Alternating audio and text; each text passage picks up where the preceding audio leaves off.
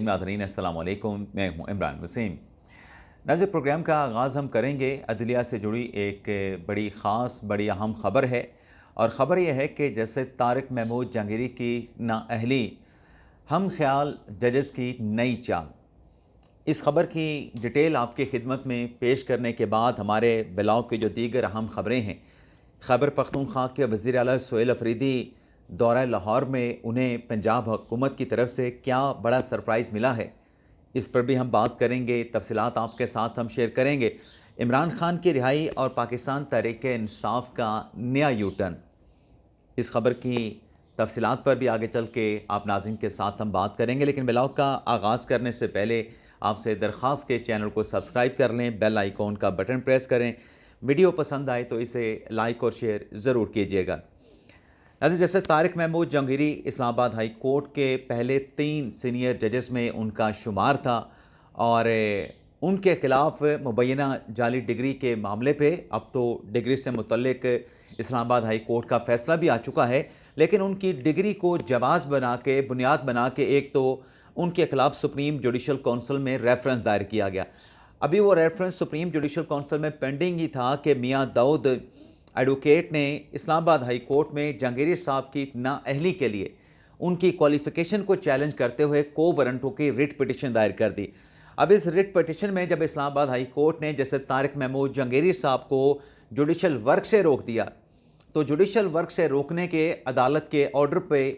आईनी बेंच ने जो है वो फ़ैसला कलअदम करार दिया, जैसे तारिक महमूद जहांगीरी साहब की एप्लीकेशन पे, और लाहौर हाई कोर्ट को हुक्म दिया कि आप जहांगीरी साहब के ख़िलाफ़ जो को वारंटों की पटिशन है उसको डिसाइड करने से पहले आप उस पटिशन के काबिल समात होने का फ़ैसला करेंगे।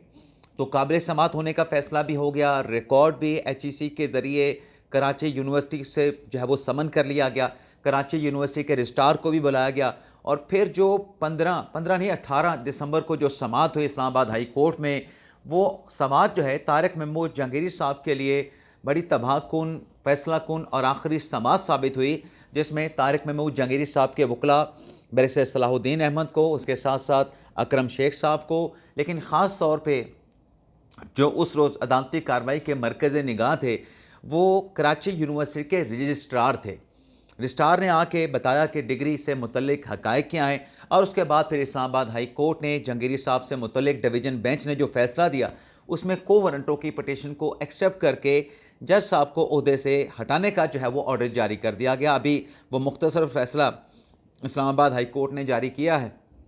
जो तफसीली फ़ैसला है वो बाद में जारी किया जाएगा। अब इस फैसले के ख़िलाफ़ तारिक महमूद जहांगीरी साहब ने अपील दायर करनी है। अपील के लिए इम्कान यही है कि जो मुनीर मलिक साहब का जो चैम्बर है और बैरिस्टर सलाहुद्दीन अहमद जो कि इस्लामाबाद हाई कोर्ट में उनकी नुमाइंदगी कर रहे थे, तो बैरिस्टर सलाहुद्दीन अहमद या मुनीर मलिक साहब ख़ुद भी कौंसल के तौर पे आ सकते हैं। मैंने आज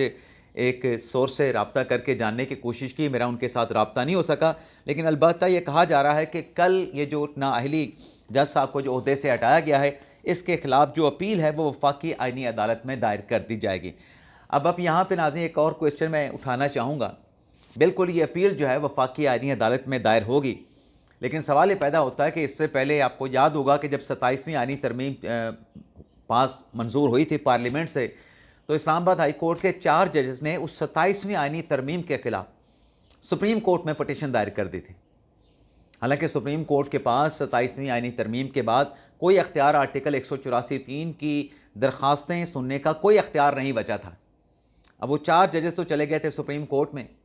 और उनकी जो इंट्रा कोर्ट अपीलें थी वफाकी आईनी अदालत में, उसको उन्होंने परसू भी नहीं किया था। तो जहांगीरी साहब जा रहे हैं वफाकी आईनी अदालत में। क्या जहांगीरी साहब भी सुप्रीम कोर्ट में फ़ाइल करेंगे जैसे इनके साथी जजेस ने सुप्रीम कोर्ट में जो है वो आईनी दरख्वास्त दायर कर दी थी, और जवाब ये पेश किया था कि हम सुप्रीम कोर्ट में ही, क्योंकि वो तो बेनिफिशरी है वफाकी आईनी अदालत 27वीं आईनी तरमीम की, तो हमारी दरख्वास्त तो सुप्रीम कोर्ट में ही सुनी जाए। भाई सुप्रीम कोर्ट में सुनने के लिए जुरिस्डिक्शन भी चाहिए, वो जुरिस्डिक्शन उसके पास है ही नहीं, तो सुनी कैसे जाएगी।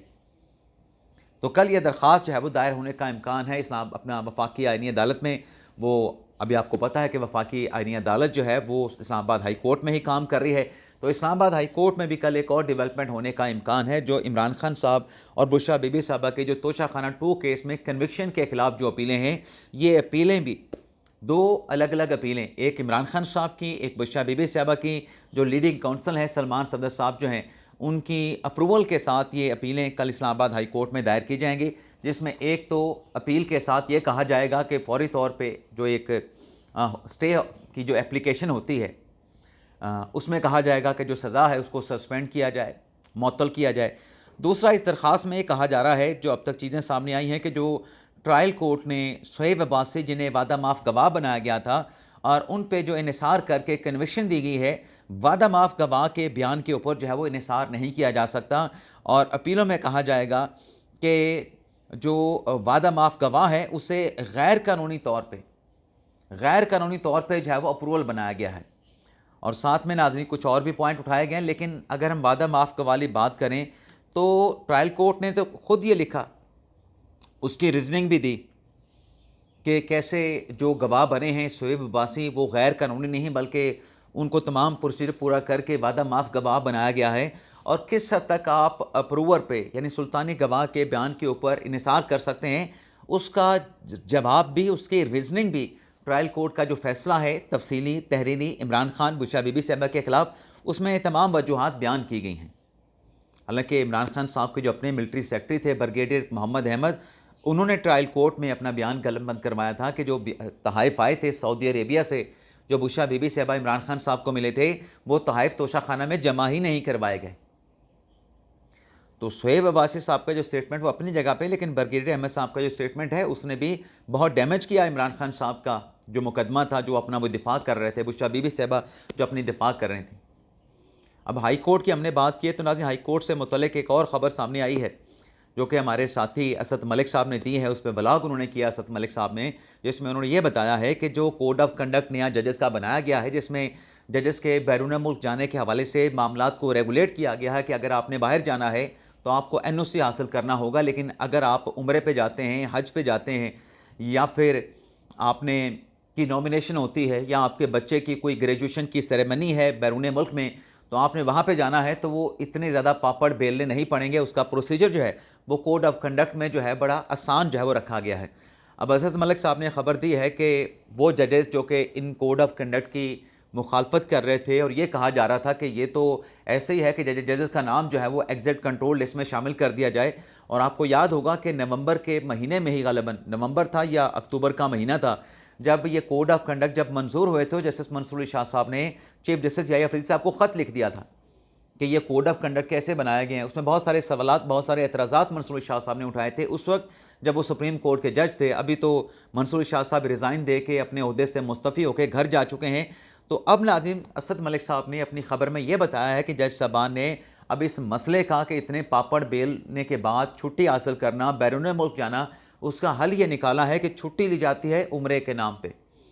और उम्रे की अदायगी करने के बाद 2 से 4 दिन 5 दिन वहाँ पे सर्व करने के बाद उसके बाद जज साहबान जो है वो दीगर ममालिक में चले जाते हैं। जो उनकी अदर कमिटमेंट होती हैं, या मुलाकातें होती हैं, या रिश्तेदार होते हैं, या छुट्टियाँ गुजारनी होती हैं, तो दीगर ममालिक में चले जाते हैं। अगर नाज़रीन वाक़ई ऐसा है जैसे असद मलिक साहब ने बताया है, ये भी कोड ऑफ कंडक्ट की खिलाफ वर्जी है कि अगर आप वहाँ से जा रहे हैं और बगैर बताए जा रहे हैं, और ये कोड ऑफ कंडक्ट की फिर वायलेशन में आएगा। I don't know, Asad Malik साहब की ख़बर जो उन्होंने बताया कि मेरे पास मालूमात हैं, ऐसे उन्होंने ये ख़बर जो है वो डिस्कस नहीं की होगी। इस ख़बर की तफसीलात जो हैं वो पब्लिक ऐसे इन्होंने जो है वो नहीं की। उनके पास डेफिनेटली इस हवाले से जो है वो कुछ ना कुछ होगा। जो उन्होंने असद मलिक साहब ने बात की है कि उम्रे के नाम पे छुट्टी लेके जज साहबान जो है वो दीगर ममालिक में छुट्टियाँ गुजारने के लिए निकल जाते हैं। रात के नाज़रीन एक और बड़ी अहम डेवलपमेंट हुई। आदिल राजा, उनका नाम जो है वो कलअदम करार दे दिया गया। 4th शेड्यूल में उनको जो है वो शामिल कर लिया गया। आदिल राजा पे जो कि बरतानिया में मुकीम है पाबंदी लगा दी गई, और ATA जो एक्ट है उसके तहत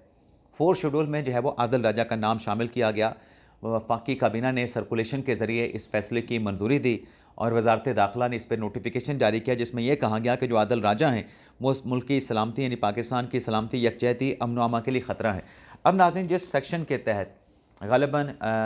सेक्शन 11EE के तहत ये पाबंदी आदिल राजा पे लगाई गई है, और इस पाबंदी से, इस सेक्शन को पढ़ने के बाद ऐसा लगता है कि जो आदिल राजा ने एक ब्लॉग किया था टीएलपी ने टीटीपी के रहनुमा एहसानुल्लाह एहसान के साथ वो एक सबूत के तौर पे जो है इस पाबंदी के लिए वो इंटरव्यू बना है, सबूत के तौर पे एक डॉक्यूमेंट्स बना है, क्योंकि जो सेक्शन 11E है वो ये कहता है कि अगर किसी शख्स के टेररिस्ट ऑर्गेनाइजेशन के साथ जो है वो ताल्लुकात हों, वो उसके साथ एफिलेटेड हो, उसके साथ मुंसलिक हो या उसके साथ राब्तों में हो, ये अगर इस्टेब्लिश होता है तो वफाकी हुकूमत उस शख्स को जो है उसका नाम जो है वो 4 शेड्यूल में डाल के उस पर पाबंदी लगा सकती है, उस पर पाबंदी डिक्लेयर कर सकती है। तो जो आदिल राजा साहब ने जनाब ने एहसानुल्लाह एहसान का जो इंटरव्यू किया वो उनके गले पड़ा है, वो इंटरव्यू करना उनको महंगा पड़ा, उस पर ये वफाकी हुकूमत ने कानून के मुताबिक एक्शन लिया है। अब आदिल राजा साहब बरतानिया में हैं, तो बरतानिया से जुड़ी पाकिस्तान तहरीक इंसाफ से मुतल्लिक एक और ख़बर आपके साथ शेयर कर लें कि तहरीक इंसाफ बरतानिया कैसे यू टर्न पे यू टर्न लिए जा रही है। नाज़रीन, ब्रेडफोर्ड बरतानिया के शहर में जो एहतजाज हुआ उस पर जो पाकिस्तान की जानिब से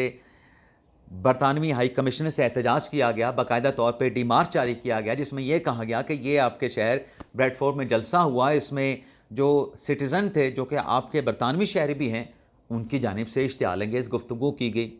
इश्तियाल अंगेज़ नामुनासिब नारेबाजी की गई और सबसे बढ़ के अक़वाम मुत्तहिदा के रुकन मुल्क की आला जो अस्करी शख्सियत हैं यानी फ़ील्ड मार्शल आसिम मुनीर साहब की बात हो रही है, उसे जान से मारने की धमकी दी गई, कार बम धमाके में मारने का प्रपोज़ल पेश किया गया कि ऐसे इसको मारा जाएगा। तो वो पाकिस्तान ने एहतजाज किया, बाज़ाब्ता तौर पे पाकिस्तान ने ना सिर्फ ब्रिटिश हाई कमीशन से एहतजाज किया, बरतानिया के होम डिपार्टमेंट को पाकिस्तान की जानिब से ख़त भी लिखा गया। अब इस डेवलपमेंट के बाद हुआ यह कि बरतानिया ने तो पाकिस्तान से शवाहद मांग लिए, जो कि कल की वज़ीर ख़ारजा इसहाक़ डार साहब की प्रेस कॉन्फ्रेंस के बाद जो भी मवाद है वो बरतानिया को फ़राहम किया जाएगा। लेकिन उसके पैरेलल आप देखें कि पाकिस्तान तहरीक इंसाफ ने वो तमाम वीडियोज़ जिसमें इस किस्म की नारेबाजी, इस किस्म की धमकियाँ और वो वायरल हो रही थी, पीटीआई यूके के अकाउंट से उन वीडियोज़ को, उन पोस्ट को जो है वो डिलीट कर दिया था। ना सिर्फ उन वीडियोज़ को डिलीट किया था बल्कि एक वजाहती बयान भी पीटीआई यूके की जानिब से जारी किया गया था, जिसमें वो खातून जिसने ये नारे लगाए थे फील्ड मार्शल के ख़िलाफ़, इश्तियाल अंगेज़, नफ़रत फैलाने वाले, इंतशार फैलाने वाले, अनारकी अफरा तफरी फैलाने वाले, उस खातून से भी लाताल्लुक़ का इज़हार कर दिया था कि इस खातून का तहरीक इंसाफ के साथ कोई ताल्लुक़ नहीं और इसके जो ख़यालात हैं वो भी तहरीक इंसाफ की पार्टी पॉलिसी के साथ मुताबिकत नहीं रखते हैं। अब नाज़रीन क्या हुआ, वो जो वजाहती बयान था, वीडियोज़ तो पहले डिलीट कर दी थी और वीडियोज़ डिलीट करते हुए ये कहा गया था कि किसी गलतफहमी से बचने के लिए इन वीडियोज़ को जो है वो हज़फ किया जा रहा है, डिलीट किया जा रहा है और जो अरकान हैं वो गुफ्तगू करते हुए उसमें एहतियात बरतें। ये तलकीन भी की गई थी, ये हदायत भी की गई थी और फिर वो वजाहत, वीडियो तो डिलीट कर दी, उसके बाद वीडियो डिलीट करने के बाद यानी एक यू टर्न तो ये था कि अपने पार्टी के खातून रुकन से लाताल्लुक़ का इज़हार कर दिया, उनके बयानात से लाताल्लुक़ का इज़हार कर दिया, ये यहाँ पे उन्होंने यू टर्न लिया। दूसरा यू टर्न कहाँ पे लिया, जो वजाहती बयान जारी किया था ना कि इस खातून के साथ हमारा कोई ताल्लुक़ नहीं, अब उससे भी यू टर्न ले लिया है। वो वजाहती अलाने लाताल्लुक़ी वाली जो पोस्ट एक्स है वो भी पाकिस्तान तहरीक इंसाफ ने डिलीट कर दी है, यानी यू टर्न पे यू टर्न पाकिस्तान तहरीक इंसाफ ने लिया है। अब आ जाते हैं सोहेल अफरीदी साहब, जिन्हें बानी तहरीक इंसाफ इमरान खान साहब ने क्या ज़िम्मेदारी सौंपी है कि जनाब आपने स्ट्रीट मूवमेंट का आगाज़ करना है। तो वो लाहौर पहुँचे, पहला दिन उनका फ्लॉप शो रहा, दूसरे दिन भी कुछ लोग वो इकट्ठे कर पाए। अब इस सारी स्ट्रीट मूवमेंट का मकसद क्या है, मकसद एक ही है, चाहे ज़ुबान पे लाएँ ज़ुबान पे ना लाएँ, लाते भी हैं फिर कहते हैं कि हम ये बात नहीं करते, मकसद एक ही है, बानी तहरीक इंसाफ इमरान खान की रिहाई। कल कुछ जज्बाती मनाज़र भी हमारे दोस्तों ने दिखाए, ज़मान पार्क के बाहर शफीउल्लाह जान साहब आप दीदा नज़र आ रहे थे, बड़े इमोशनल वहाँ पे हो रहे थे। चलें, उनके अपनी जज्बाती वाबस्तगी है अपने बानी के साथ, अपने लीडर के साथ, इमरान खान के साथ, लेकिन आपको पूरा वहाँ पे सिक्योरिटी आपको दी जा रही है, आपका तहफ़्फ़ुज़ वहाँ पे किया जा रहा है। लाहौर का करोड़ों की आबादी का शहर है, कितना बड़ा मजमा इकट्ठा कर पाए, नाज़रीन 10,000 बंदा भी, 5-7 हज़ार बंदा भी किसी जगह पे इकट्ठा नहीं कर पाए। तो दूसरे दिन बेशक तहरीक इंसाफ की असीर क़यादत के ख़ानदानों के साथ मुलाकातें की हैं, ज़मान पार्क गए थे, लेकिन कोई मजमा नहीं लगा पाए, कोई मजमा नहीं लगा पाए जनाब सोहेल अफरीदी साहब। यही तो वजह थी कि लोग नहीं निकले। अब लोगों को घरों से निकलने से कोई नहीं रोक सकता। लोगों की अगर वाबस्तगी उस तरीके से है तो गाड़ियों के बजाय वो पैदल भी पहुंच सकते हैं, लेकिन लोग नहीं निकले। लेकिन अब फरीदी साहब ये सारा कुछ जो सरप्राइज़ में लाहौर के दौरे में उनको ये मिला, इन सरप्राइज़ के बाद अब अफरीदी साहब ये कहते हैं कि ये जलसा पेशावर में कर लें और हम जलसा लाहौर में कर लेते हैं, दूध का दूध पानी का पानी हो जाएगा। अफरीदी साहब ने अब तक जितने पेशावर में खैबर पख्तूनख्वा में जलसे किए हैं उसमें कौन सा तीर मारा है? उसमें भी कोई बड़ा तीर नहीं मार सके। वो भी कोई जलसे इतने बड़े मजमे नहीं थे या मजमे इतने बड़े जलसे नहीं थे। खुद ये पार्टी के कारकुनान को, ओहदेदारान को शोकास नोटिस जारी करके पूछ रहे थे कि बताएं कि आप बंदे क्यों नहीं लेके आए, जलसा गाह आप भर क्यों नहीं सके। तो ये सिर्फ प्रोपोगंडा की हद तक तो है तो जी वो जी सोहेल अफरीदी साहब ऐसे कर दिया वैसे कर दिया, दूसरा दिन भी जो है वो सोहेल अफरीदी साहब का फ्लॉप शो साबित हुआ है। इजाज़त चाहते नाज़रीन, अल्लाह हाफ़िज़।